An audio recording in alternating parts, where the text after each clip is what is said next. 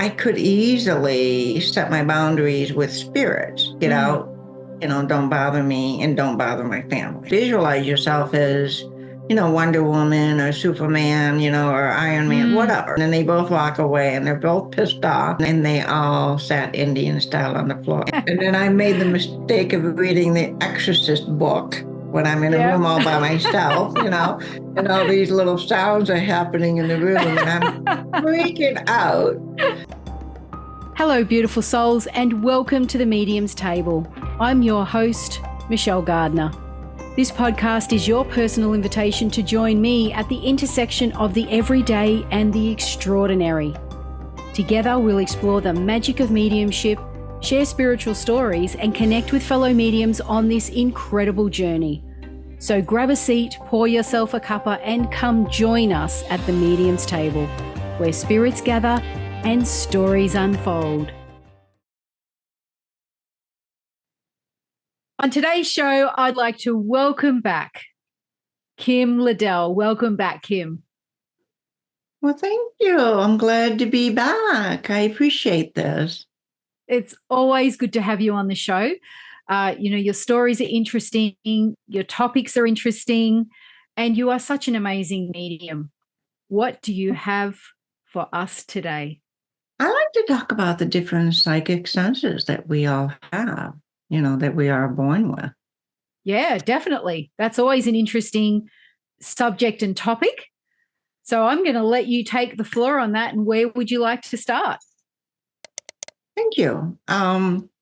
This is something that's always been out there. And, the topics are always available in different books and blogs and and whatnot. So all the information is there. And, if you are curious about your senses and understanding where your strengths are, I encourage you to explore that, because it's a really wonderful and enlightening process. So like myself, I know I can see many times, with the third eye, right? The sixth sense. But then I realized that I was picking up clairaudiently. And I do mean literally just mental thoughts. That's all it is for me. Yeah. And I was amazed to realize that it was always there. That as an adult, maybe as a child, I don't remember, but as an adult, it was always there. And I don't necessarily mean just from spirits on the other side. I mean from people around me. Yeah. That are living as well, in the physical bodies. So, and then, once I actually read a book that distinguished the four psychic senses, that really helped me to understand, to harness more of the clairaudience, not to ignore it. Yeah. Yeah. So another sense, now I'm also honoring my gut instinct, which is, your solar plexus. And, that's so important to honor that as well. So I'm realizing that I've always been sensitive there.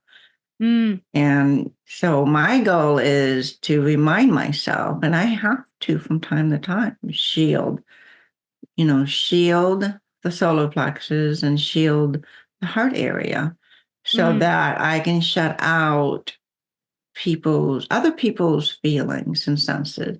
And then, of course, I listened to a book and it advised me, that I can put a spiritual do not disturb sign out for those on the other side. Some people, use different forms of visualizations or intention saying, okay, I'm offline now. I'm not available. Out of the house, out of my room, out of the house, off the property. There you go, to the spirit world. And so sometimes I have to do that, and when I find that I get anxious and nervous and overwhelmed, and then after a little while, I'll be like, wait a minute, time to shield yourself. So there's just so much out there.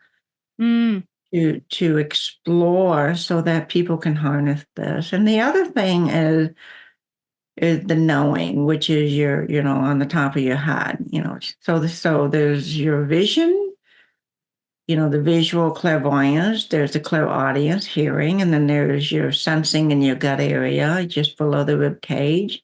And then there's your knowing just right off the top of your head. So, and then once in a while I have a knowing, I just know something, boom, it's there.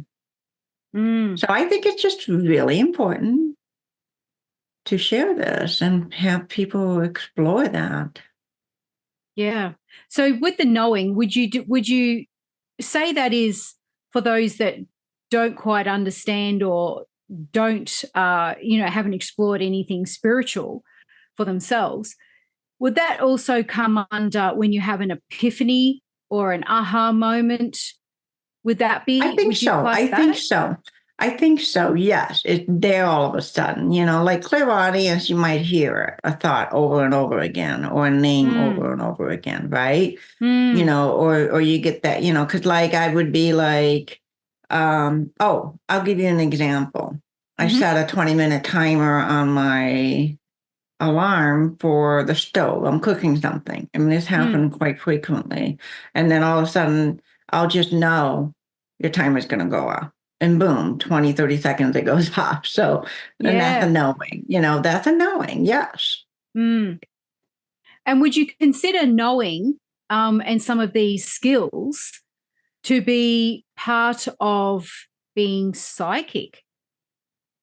Oh, it's definitely a psychic intuitive thing. And here's the thing, it's a natural intuitive ability. So, you don't have to. Some people might think, well, you have to be psychic to do that. Well, first of all, we're all born with it, right? And, but you can work with it. And, it is a psychic phenomena. It's natural. Yeah. It shouldn't be foreign to you. Yeah, absolutely. And would you say that for people who sort of might be wondering, well, how do you like increase or strengthen this skill? Is it, what would you say to people that are wanting to strengthen that? Like, is there exercises? Do they need to listen more? Do they need to read more? Like, what can they do? I would start with, if you are curious, start looking at the library, looking at Amazon, see if there's something you can download on Kindle, go to Audible, whatever the format. Start exploring, and whatever attracts, whatever you are attracted to, get that book, read it, and then just start with that because you're curious. So, and then let the journey unfold, so that you can explore. Many people probably already know, well, yeah, I get that gut feeling, because like I asked my husband, so what do you, when you sense something, how are you feeling it? He says, oh, yeah, it's my gut feeling. Immediately, that's him, his gut feeling. And I was like, wow, because sometimes he's not right on the money, with his feelings. Yeah. But I never knew how he was getting, the information. So you can develop it. I do encourage meditation. I actually do a free 20-minute meditation every Friday afternoon. And it's all about going back to the basics, your ABCs. If you want to develop any of the above, you have to start with meditation. So like I took classes in Chicago like 17 years ago or so, something like that. And started out with, meditation, and then advanced meditation, and then I worked my way up because I really wanted to try the clairvoyance training, which is visualizing, the third eye. And so you really have to harness the basics. You have to always go back to the basics, meditation, grounding, and that's the skill itself that, everyone needs to learn. And I do encourage that.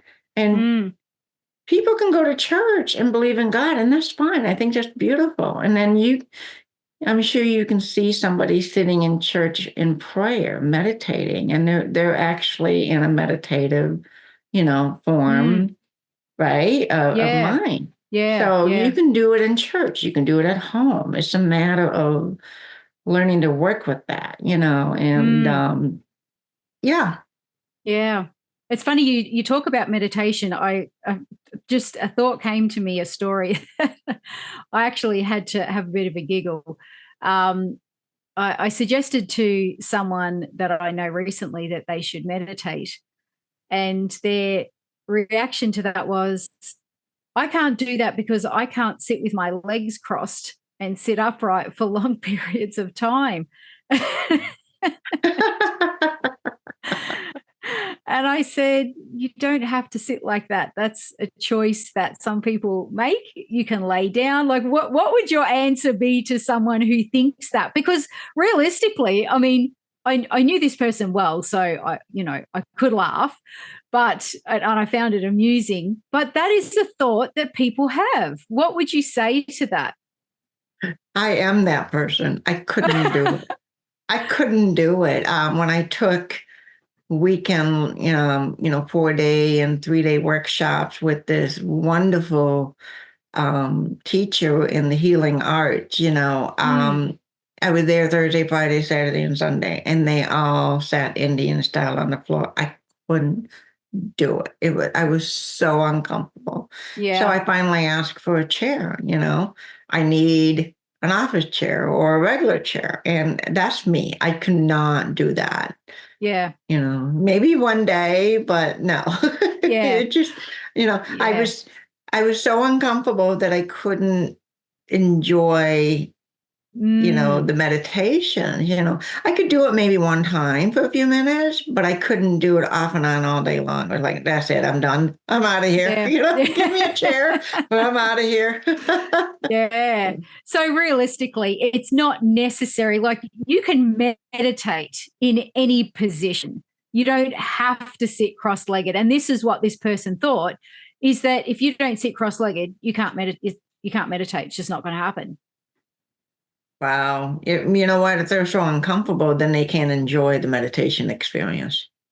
That's right. Right? Yeah, absolutely. And that's what my advice was. You don't have to sit like that. Some people do, some people don't. Some people lay on the floor. Some people lay in bed, sit up straight, in an armchair, in a recliner, whatever the case may be. Like you said, Kim, it's where they're most comfortable, because they need their mind and body to relax into that state. And Oh, yeah, definitely. you can't do that when your legs are hurting and your bones are creaking. And Well, yeah, I found myself that I wanted to lay down on the floor. It was so much easier. It was like, and then I was like, yeah, absolutely. I want to go back to when you were talking about your intuition. You were talking about the solar plexus, and which is just in below your, in the middle of your rib cage there, and the heart space. Now, when you talk about closing that off, what happens for you? What do you experience when, when you get to that point when you have to close it off? You're talking about family. Like, do you actually feel what they're feeling? Yes, yes. So a couple months ago, I realized before, let's see, in March and early April, I recognized that I needed to treat myself as an empath. Okay. Mm, I always associated myself with clairvoyance, and now, some clairaudience, the clear seeing and hearing. mm, But I realized that I needed to honor the solar plexus, mm, and so what was happening was I could easily set my boundaries with spirits, get mm, out, don't bother me and don't bother my family, stay out. mm. Right. And, I'm not available now. Yeah. And, but I realized I needed to shut out picking up my family members' feelings. And I was like, that was a huge awakening, even though I've been exploring, energy work, right? And then, all the different things. I guess it was like an aha moment for me. It's like, I need to honor that. And, so when I did,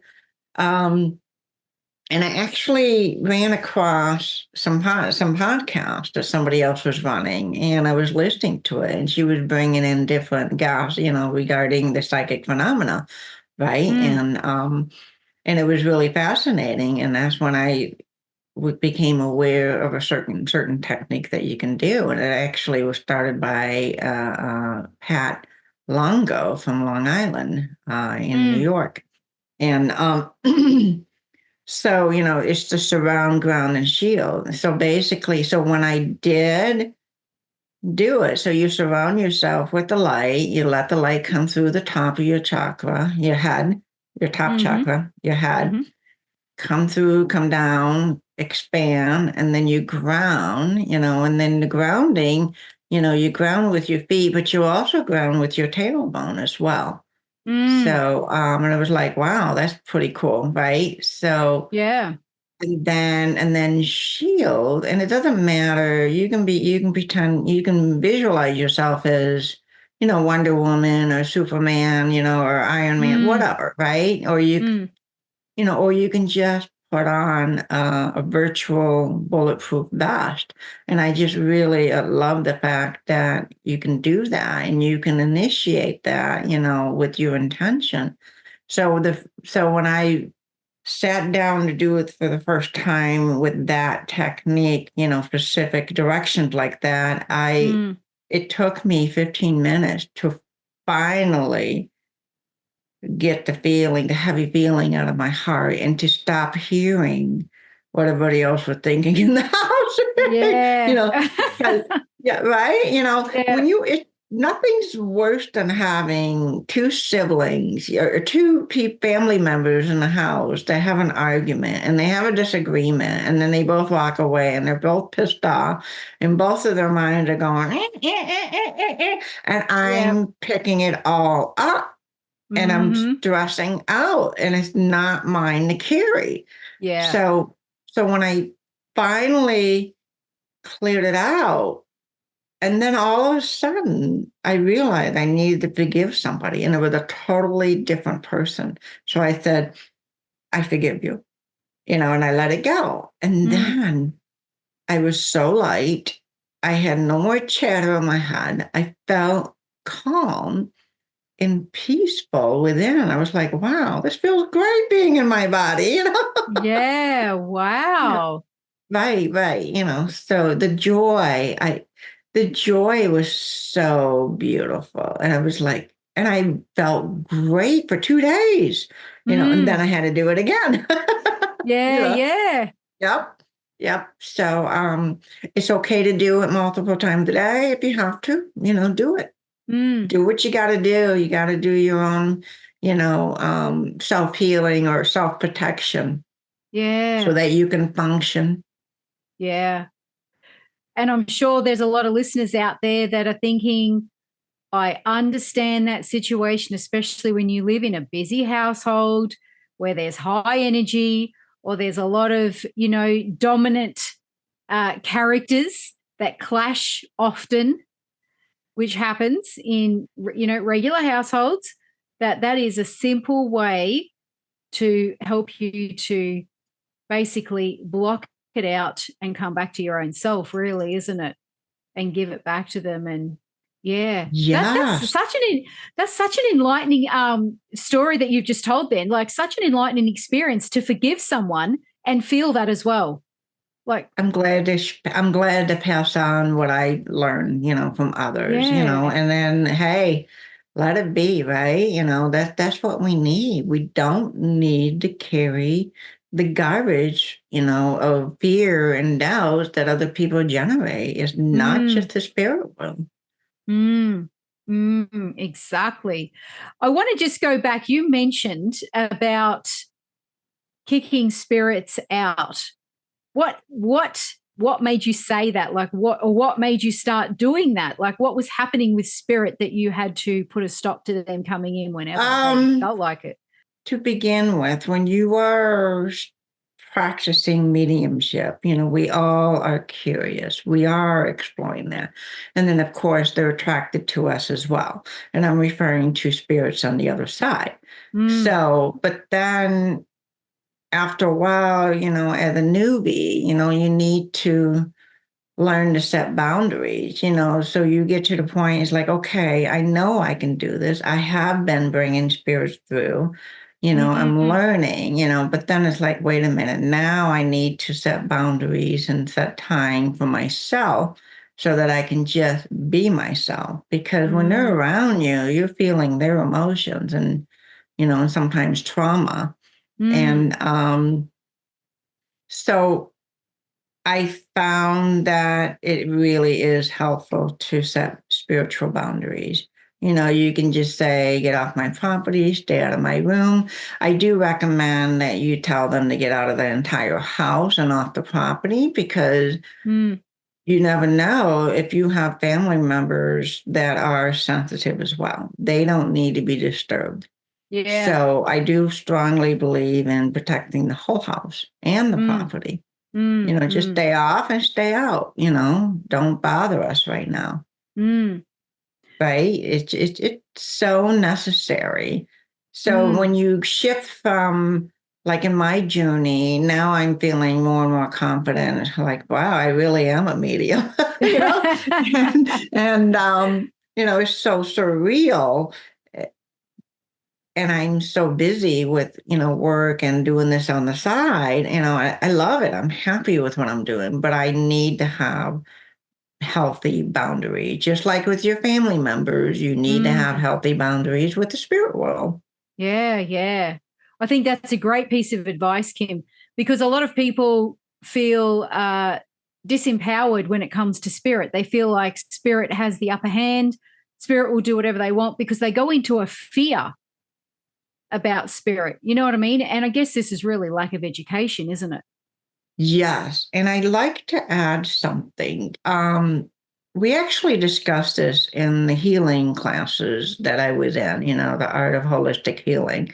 And it's all about belief systems. So if you go as a child, of course, I watched horror movies like Damien, and then I made the mistake of reading the Exorcist book when I'm in a room all by myself, and all these little sounds are happening in the room, and I'm freaking out. Hollywood has that effect of that, on you, right? On your psyche. It impresses you on you that you don't necessarily have control. Yeah. And, Amityville horror, all of those things. And then it doesn't help if the Catholic, or I shouldn't say Catholic, any religion, is impressing on you, this is bad, this is evil, so that compounds on it. So belief system that don't belong to you needs to be shed. So if you have that belief system because you watched The Exorcist, or Damien, right? You need to shed those Hollywood effects that doesn't belong to you and realize that it's just a natural, beautiful process and that you have control and that spirits do honor and respect your wishes, with your boundaries.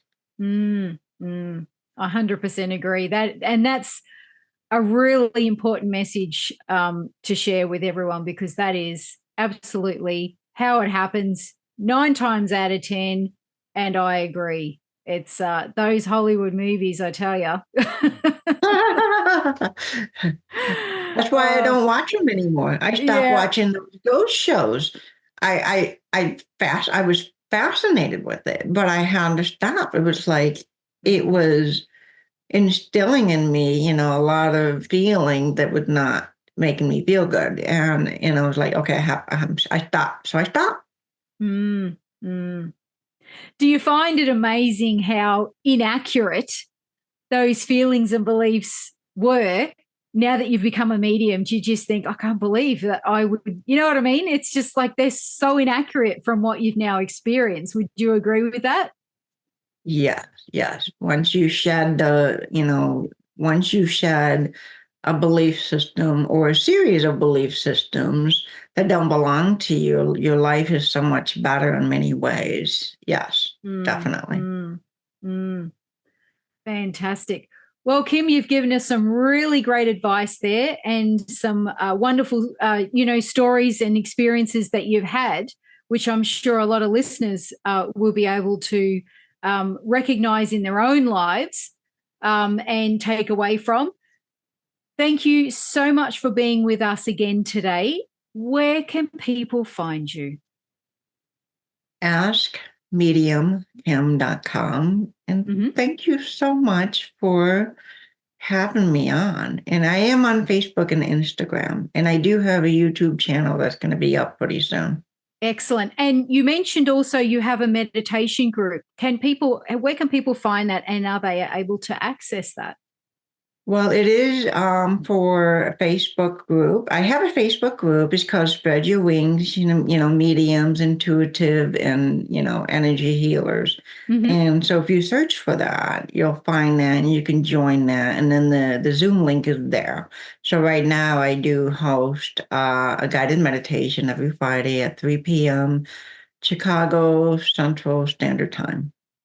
Fantastic. And what a wonderful experience for those that choose to join. Thank you so much, Kim. And I look forward to seeing you back on the show very soon.